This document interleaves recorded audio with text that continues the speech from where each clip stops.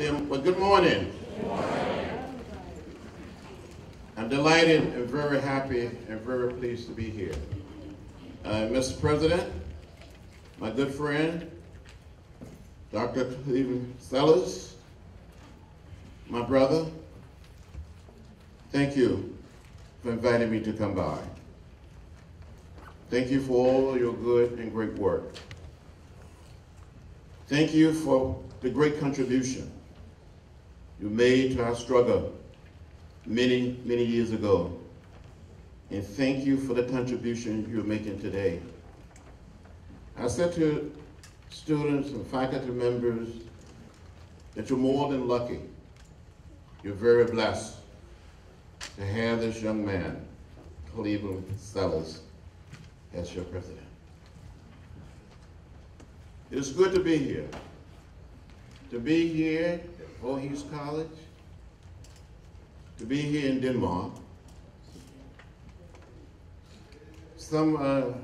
Dr. Sellers didn't tell you that I didn't grow up in a big city like Denmark. I didn't grow up in a big city like Sumter, or Florence, or Columbia, or Savannah, or Charleston. I grew up on a farm in rural Alabama, 50 miles from Montgomery. My father was a sharecropper, a tenant farmer. And I know what it is to ply a mule. I know what it is to pull corn, to pick cotton, to gather peanuts. I know some of you here as young people, as students, and faculty members, members of the administration, you're very smart. You're really gifted. During the days of the movement, we hadn't heard of the internet. Never saw a computer. We didn't even have a fax machine. We had one of those old mimeograph machines. Any of you old enough to, maybe you don't know anything about it, do you? Don't try to fool me, you don't know anything about it.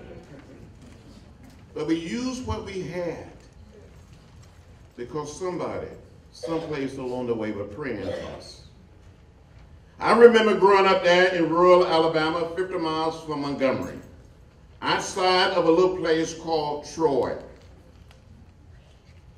In 1944, when I was only 4 years old, my father had saved $300.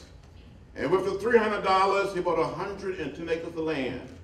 My family still owns this land today in Pike County, Alabama, about 40 miles from Tuskegee. And on this land, we raised a lot of cows and hogs and chickens. Dr. Sellers would tell you it was my responsibility to care for the chickens, and I fell in love with raising chickens like no one else could raise chickens. I know some of you know something about maybe Kentucky Fried, or maybe Bojinga. Name another one for me, sister. Popeyes, yes, Popeye. But most of you don't know anything about raising chicken. You like to cook and eat chicken, right? Well, let me tell you what I had to do as a young black boy growing up in rural Alabama on that farm during the 40s and the 50s.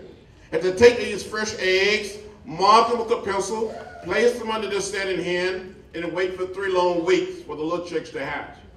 Some of you may be saying, now, John Lewis, why do you mark this fresh egg with a pencil before you place them under the setting hen? Well, from time to time, another hen would get on that same nest, and there would be some more eggs.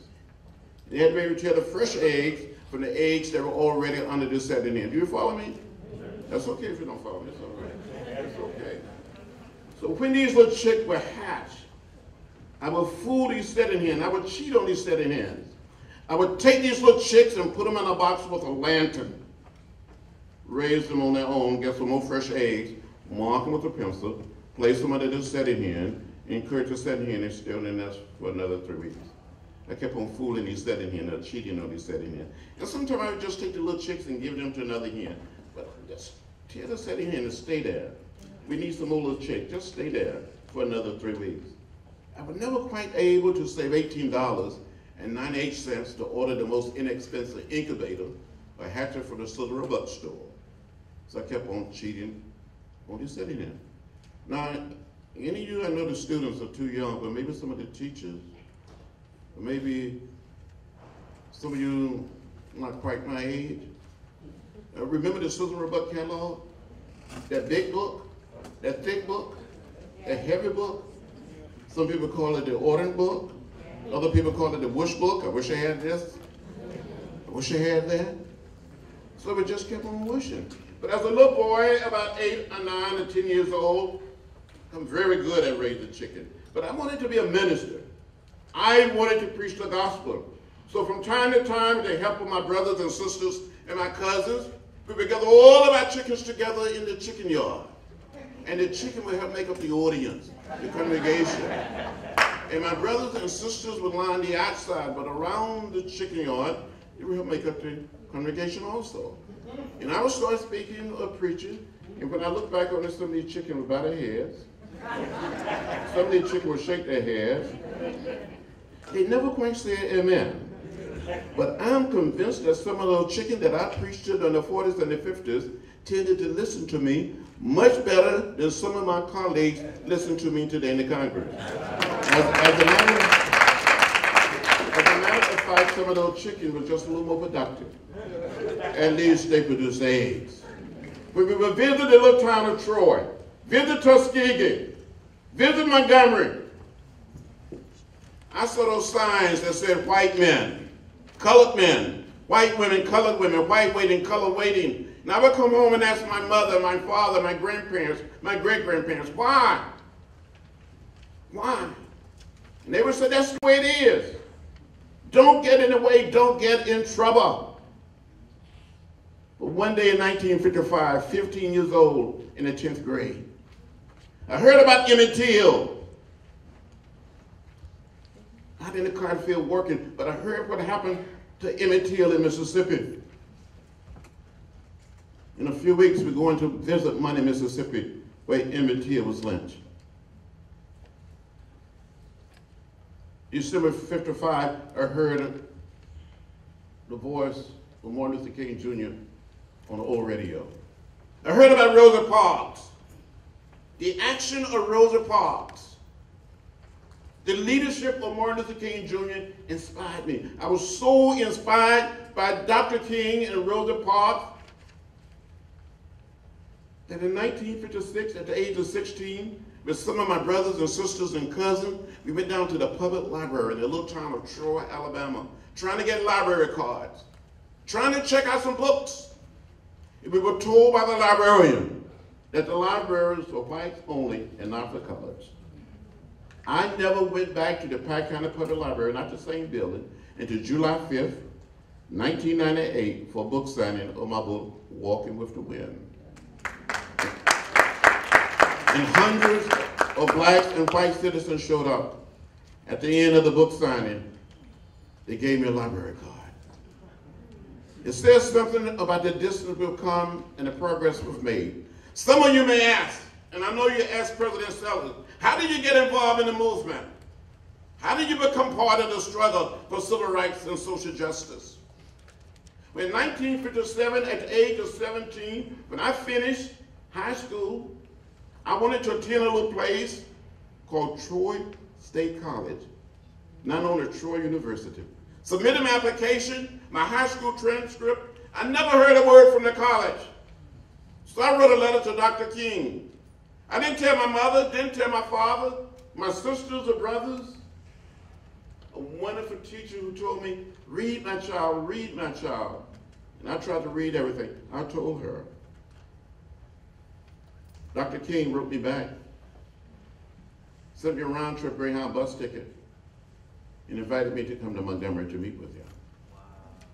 But in the meantime, I've been accepted at a little college in Nashville, Tennessee, known now as American Baptist College. An uncle of mine gave me a $100 bill, more money than I ever had. Gave me one of these upright trunks. Some of us call them a foot locker. Any old enough to remember that trunk that you can pull over, pull out, then close it back? Had the drawers on, had the curtains, the drapers. I put everything in that trunk that I own, except those chickens and took a Greyhound bus to Nashville, Tennessee. And after being in Nashville for about 3 weeks, I told one of my teachers, a minister by the name of Kelly Miller Smith, who was born in Mount Bayou, Mississippi, graduate of Morehouse College, and Howard Divinity School, one of the great ministers, told Dr. King that I was there. Martin Luther King Jr. got back in church with me and suggested when I was home for spring break to come and see him. So in March of 1958, my father drove into the Greyhound bus station, boarded a bus, and traveled to Montgomery. And a young black lawyer, I'd never met a black lawyer before, a man by the name of Fred Gray, who also was a minister, who met me at the bus station and drove me to the First Baptist Church in downtown Montgomery, pastored by the Reverend Ralph Abernathy, and ushered me into the pastor's study.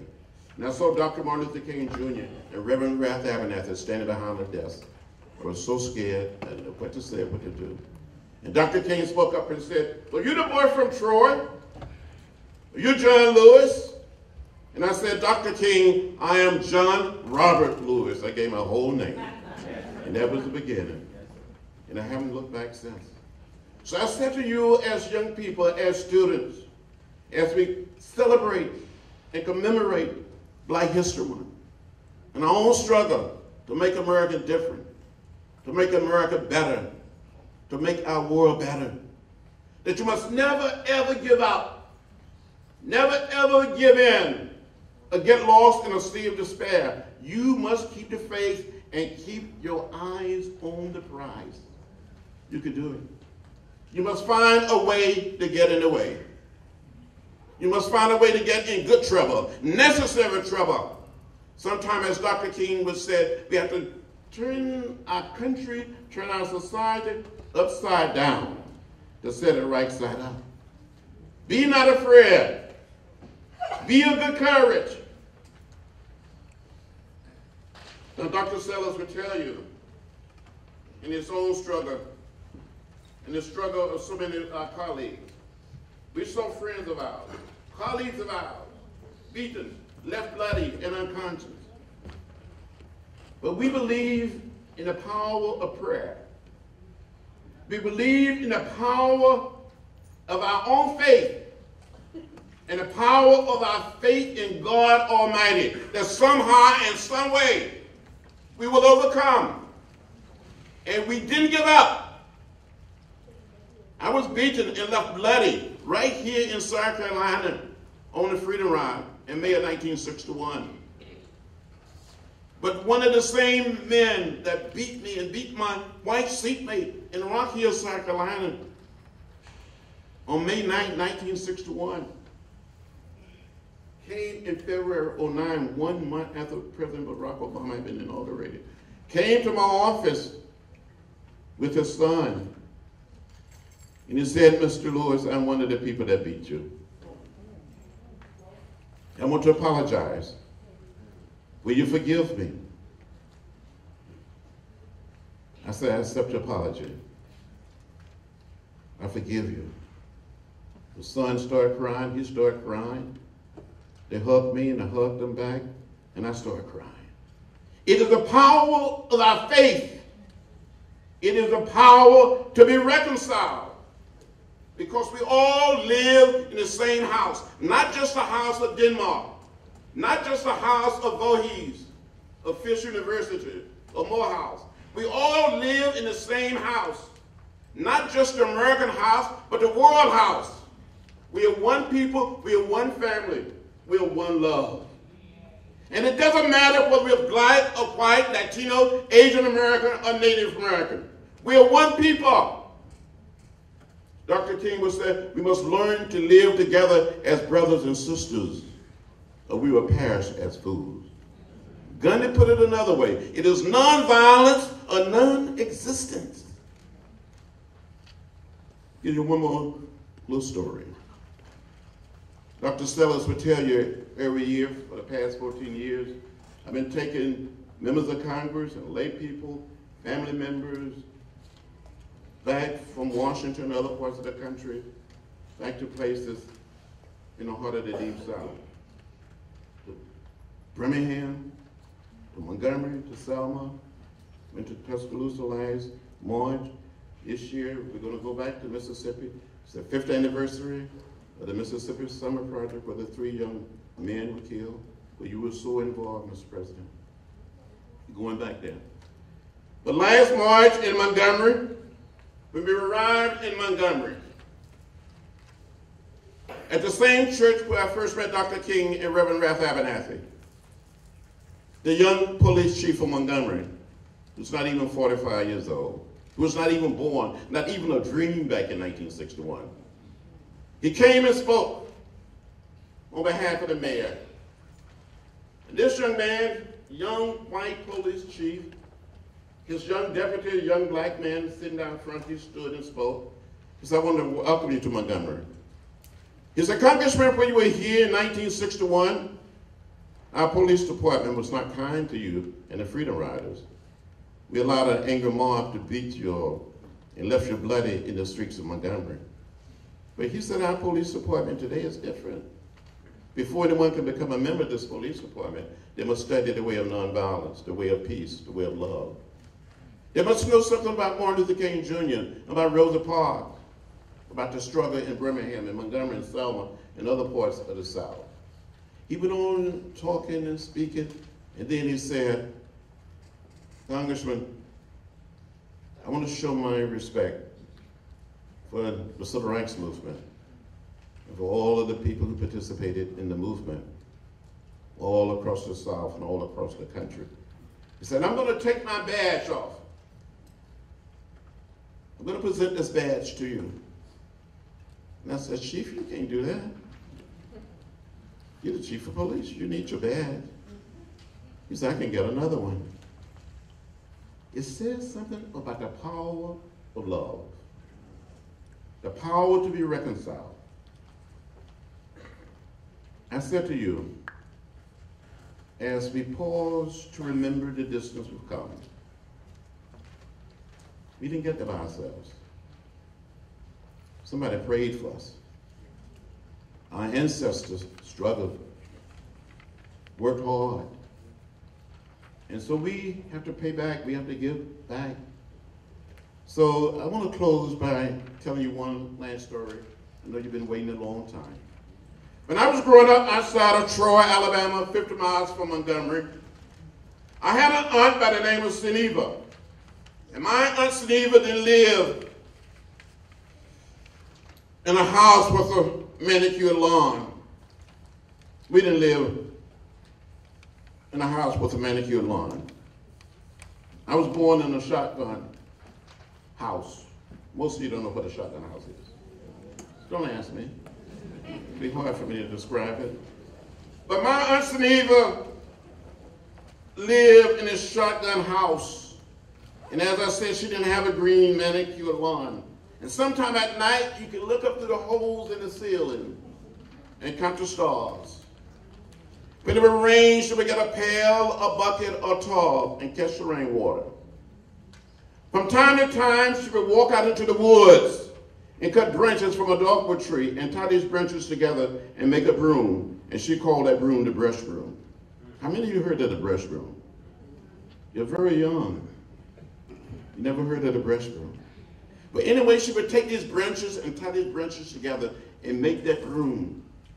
And on a Friday or Saturday, she would tie these branches together tightly, and then she would sweep this dirt yard very clean because she wanted the dirt yard to look good on the weekend. But those of you who are so young, so beautiful, and so handsome, getting a great education, and don't know what a shotgun house is, let me tell you what it is in a nonviolent sense. It's an old house, one way in, one way out, where you can bounce a basketball through the front door and it goes straight out the back door. But one Saturday afternoon, a group of my brothers and sisters and a few of my first cousins, about 12 or 15 of us young children, were out playing in my Aunt Seneva's backyard. And an unbelievable storm came up. The wind started blowing, the thunder started rolling, and the lightning started flashing. And the rain started beating on the tin roof of this old shotgun house. My aunt became terrified. She started crying. She thought the old house was going to blow away. The wind continued to blow, the thunder continued to roll, the lightning continued to flash. And the rain just beat on this old house. And my aunt cried and kept crying. And we all started crying as little children. And when one corner of this old house appeared to be lifting from its foundation, my aunt had us to walk to that corner to try to hold the house down with our little bodies. But the other side appeared to be lifted. My aunt had us to walk to that side. We were little children walking with the wind, but we never left the house. I said to you as students at Voorhees College, the wind may blow, the thunder may roll, the lightning may flash, and the rain may beat on our old house. But don't leave the house. Stay with the house. Walk together and become one family, one people. Thank you very much.